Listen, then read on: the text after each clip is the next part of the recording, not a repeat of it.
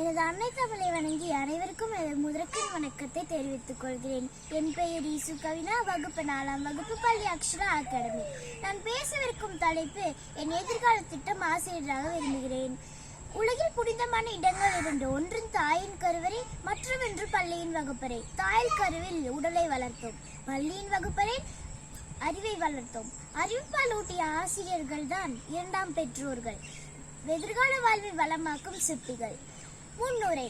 குறிக்கோள் இல்லாத மனிதன் தன் அருந்த பட்டத்தை போன்றவன். எனவே நான் எதிர்காலத்தை திட்டமிட்டு ஆசிரியராக விரும்புகிறேன். நேற்று என்ற கடந்த காலம், நாளை என்ற எதிர்காலம் நம் கையில் இல்லை என்றாலும் இன்றுள்ள நிகழ்காலத்தை திட்டமிட்டால் இனிவரும் எதிர்காலம் சிறப்பாகும். நம் முன்னாள் ஜனாதிபதி அப்துல் கலாம் ஐயா அவர்கள் கூறிய போல வருங்காலத்தில் முன்னேறி இந்தியாவை படைக்க இன்று நான் கனவு கண்டேன். இளைஞர்களே, நீங்களும் என்னை போல் உங்கள் வீட்டையும் நாட்டையும் உயர்த்துங்கள். ஒரு மனிதனுடைய தலை எழுத்தை மாற்றக்கூடியது கல்வியாகும். அதனை கற்பிக்கின்ற ஆசிரியர் தான் தெய்வத்துக்கு நிகரானவர் ஆவார். ஆகவே நான் இந்த ஆசிரியர் தொழிலுக்கு பெருமை சேர்க்கின்ற ஒரு ஆசிரியராக மாணவர்களுக்கு கல்வி போதிப்பேன்.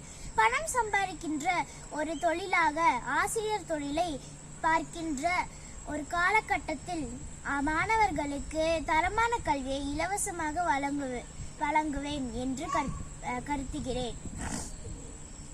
ஒரு ஏழை மாணவனுக்கு கல்வி வழங்குவது ஒரு பாலைவனத்துக்கு மழை கிடைத்தது சமமாகும். முடிவுரை. என் பள்ளி கல்வியில் சிறந்த பள்ளி. அன்பான ஆசிரியர்கள், அவர்களை போல் என் எதிர்காலத்தை திட்டமிட்டு நான் ஆசிரியராக விரும்புகிறேன். நன்றி.